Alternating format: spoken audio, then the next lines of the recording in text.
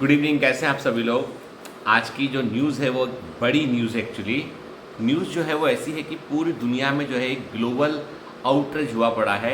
मतलब इस समय जो है माइक्रोसॉफ्ट के अधिकांश कंप्यूटर्स काम नहीं कर रहे हैं और व्यवस्था इतने बड़े लेवल पे बिगड़ चुकी है कि यदि आपको नहीं मालूम है तो आपको मालूम होना चाहिए कि पूरे ग्लोबल लेवल पर एक जो है वो कह सकते हैं कि एक सबसे बड़ा अभी तक ये कोई साइबर अटैक नहीं है, कोई तरह की जो है हम जिसे बोले ना कि कोई तरह की हैकिंग किया गया है या कोई सर्वर को हैक कर लिया गया है, ये वो घटना नहीं है। बल्कि ये घटना जो है वो एक घटना कहाँ शुरू हुई मैं सब आपको बताऊंगा।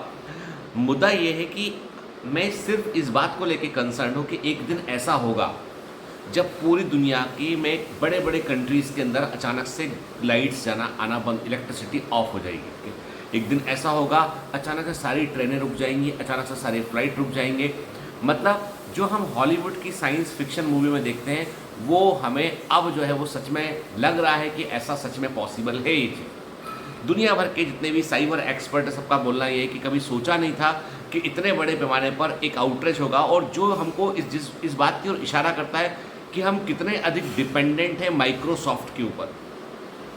माइक्रोसॉफ्ट एक कंप्यूटर प्रोग्रामिंग के फील्ड में एक सबसे पुरानी इस्टेब्लिश कंपनी है और कहते हैं कि भाई कंप्यूटर की शुरुआत ही बिल गेट्स ने की है। ऐसा भी कहा जाए तो वो गलत नहीं है, पर सच बात तो ये है कि इतना बड़े पैमाने पर ये आउटरीच हुआ है। तो पहले तो प्रश्न उठता है कि ये आउटरीच हुआ क्यों, what is the reason behind this thing कि माइक्रोसॉफ्ट जो है वो उसका जो क्लाउड बेस्ड सर्विस है एज्यूर, उसका क्लाउड है एज्यूर, जो दुनिया भर के एप्लीकेशंस में, मोबाइल कंप्यूटिंग में और तमाम तरह की सर्विसेज में, तमाम तरह के मैनेजमेंट सॉफ्टवेयर में वो इस्तेमाल होता है।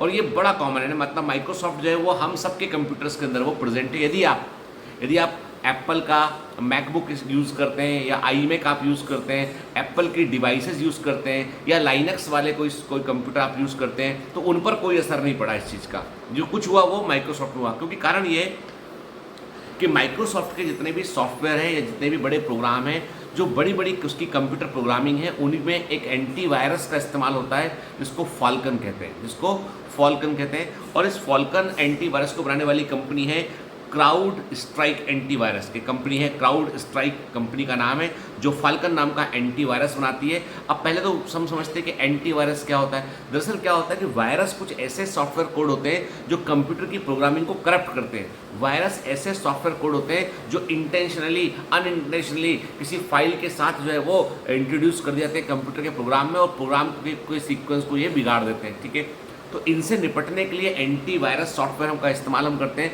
हम सभी के कंप्यूटर में, मोबाइल फ़ोन के अंदर एंटीवायरस सॉफ्टवेयर होते हैं जो लगातार स्कैनिंग करते रहते हैं कि कोई मैसेज अंदर आया उसमें कोई वायरस तो नहीं है, ताकि डिवाइस को वायरस से बचाया जा सके। मजे की बात यह है कि इलॉन मस्क ने बोला कि इस केस में जो माइक्रोसॉफ्ट का जो केस हुआ उसमें इलॉन मस्क ने कहा कि एंटीवायरस ही वायरस है। इलॉन मस्क ने एक ट्वीट किया, लिखा कि एंटीवायरस ही वायरस है। मतलब इस बार क्या हुआ कि जब क्राउड स्ट्राइक एंटीवायरस कंपनी ने अपने फाल्कन के अपने एंटीवायरस सॉफ्टवेयर को उन्होंने अपडेट किया, जैसे इस सॉफ्टवेयर को उन्होंने अपडेट किया, अपडेट करने पर जो है अचानक से माइक्रोसॉफ्ट के तमाम डिवाइसेस में एरर आने लगा और कंप्यूटर की स्क्रीन ब्लू हो गई, जिसको बोलते हैं हम ब्लू स्क्रीन ऑफ डेथ कहते हैं। ब्लू स्क्रीन ऑफ डेथ कहते हैं मतलब यहाँ पे कंप्यूटर बार बार अपने आप रीस्टार्ट होता है और कई सारे प्रोग्राम या डेटा उसका उड़ने लगता है, खत्म होने लगता है उसका। ठीक है, माइक्रोसॉफ्ट ने साफ साफ बोला कि हमारा इस पूरे से कोई लेना देना नहीं। माइक्रोसॉफ्ट ने कहा कि हमारे प्रोग्राम में कोई एरर नहीं है, हमारे सॉफ्टवेयर में कोई एरर नहीं है। ये जो एरर हुई वो एक थर्ड पार्टी सर्विस को यूज़ करने के कारण हुई। ठीक है, ये माइक्रोसॉफ्ट का कहना है। मेरा क्वेश्चन ये है कि अब आप लोगों को मैं एक चीज़ बताऊं, बायोमेट्रिक्स के एप्लीकेशन को लेके कई बच्चों ने क्वेश्चन रेज किया।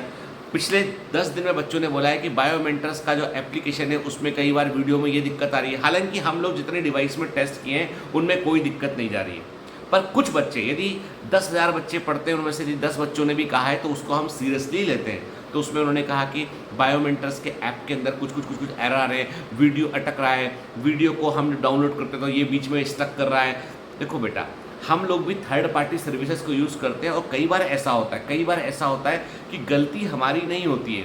हमारी टीम की जो ऐप को अपडेट की है उनकी भी गलती नहीं होती। कई बार जैसे कि हम लोग टाटा का CDN इस्तेमाल करते हैं, हम लोगों ने उसको TP स्ट्रीम पे शिफ्ट किया हमने और बेहतर एक्सपीरियंस के लिए, ताकि लाइव क्लास हम ले सकें। तो TP स्ट्रीम पे जब शिफ्ट किया तो उस दौरान जो है आपने देखा होगा कि डाउनलोड का आइकॉन नीचे आ गया, वीडियो प्ले करने के बाद डाउनलोड का आइकॉन दिखाई पड़ता है। छोटे छोटे चेंजेस वहाँ पर हुए हैं और जिसको हमारी टीम लगातार दिन और रात मेहनत कर रहे हैं उसको फिक्स करने के लिए। माइक्रोसॉफ्ट भी अपनी पूरी टीम को लगा दिया है, दुनिया भर में काम चल रहा है। जब इतनी बड़ी कंपनी माइक्रोसॉफ्ट के अंदर ऐसा हो सकता है कि थर्ड पार्टी कंपनी कोई छोटी मोटी नहीं है, यानी जो क्राउड स्ट्राइक कंपनी है कोई छोटी मोटी कंपनी नहीं है, दुनिया की बहुत बड़ी कंपनी में से एक है वो एंटीवायरस के फील्ड में।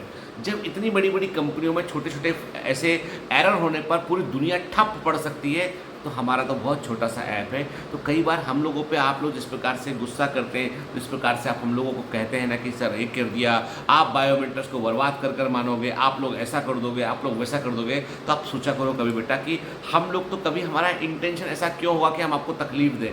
हमारा तो सब कुछ हम लोग पूरी मेहनत करते हैं, पर कभी कभी ऐसा हो जाता है। माइक्रोसॉफ्ट ने कभी नहीं चाहा कि पूरी दुनिया में थू थू हो जाए उसकी। आज माइक्रोसॉफ्ट के चलते मेरी वाइफ भारतीय, इनकी फ़्लाइट थी बाहर की आज, ठीक है, फ़्लाइट कैंसिल हो गई उनकी, फ़्लाइट बुक नहीं हो रही अगली, क्योंकि कुछ भी काम नहीं कर रहा है, सारा सिस्टम बंद पड़ा हुआ है पूरा, ठीक है। तो मतलब कई बार ऐसा होता है। और अमेरिका में तो क्या हुआ, 911 सर्विस जो है वो पूरा का पूरा जो है वो एज्यूर, इनका जो क्लाउड है उसको इस्तेमाल करती है वो। तो माइक्रोसॉफ्ट के ठप होने से पूरे अमेरिका के अंदर 911 इमरजेंसी सर्विस जो है वो होल्ड पे चली गई। कोई भी इमरजेंसी में कॉल नहीं लगा पा रहा उनको, जबकि 911 वहाँ की बहुत इंपॉर्टेंट सर्विस है। कई सारे जो म्यूज़िक वीडियो बनते हैं वहाँ पे जो कंप्यूटर्स काम कर रहे होते हैं वो बंद पड़ गए, फिल्मों की शूटिंग रुक गई, फ्लाइटें रुक गई, बड़े बड़े जहाज रुक गए। मतलब कंप्यूटर इज़ एवरीवेयर, हर जगह पे कंप्यूटर्स हैं। और इसका मतलब ये है कि आने वाले समय में सबसे बड़ा खतरा जो है वो ये है कि कंप्यूटर के प्रोग्राम को सेव करना। एक आर्मी ऐसी बनाएगा हर कंट्री, और ऑलरेडी है, जो साइबर अटैक से सेव करती हो, क्योंकि जो है ये बिल्कुल पॉसिबल है कि पूरे देश की बिजली को जो है कुछ दिनों के लिए गायब कर दिया है। बिल्कुल पॉसिबल है कि न्यूक्लियर रिएक्टर के सारे सिस्टम को फेल कर दिया है। मतलब बहुत बड़ा खतरा हमारे सामने है, क्योंकि हम लोगों की डिपेंडेंसी कुछ प्रोग्राम के ऊपर है, और वो प्रोग्राम की निगरानी करना बहुत ज़रूरी है। ये बतलाता है कि माइक्रोसॉफ्ट कितनी डोमिनेंट कंपनी है कि थोड़ा दिक्कत उसमें हुआ तो पूरा का पूरा ठप हो गया, हज़ारों फ्लाइटें रुक गई हैं, करोड़ों रुपए का नुकसान है, अरबों रुपए का नुकसान एक दिन में कुछ घंटों के अंदर हो चुका है। दिस शोज़ कि वर्ल्ड कितना इंटरकनेक्टेड है। किसी बच्चे ने बहुत अच्छा वर्ड लिखा था पिछले वीडियो पे कि the world is so much fragile, दुनिया बहुत अधिक फ्रेजाइल है, कमज़ोर है हुई है। कनेक्टेड होने के बावजूद हमारे पास में कई वीक पॉइंट हमने छोड़ दिए हैं।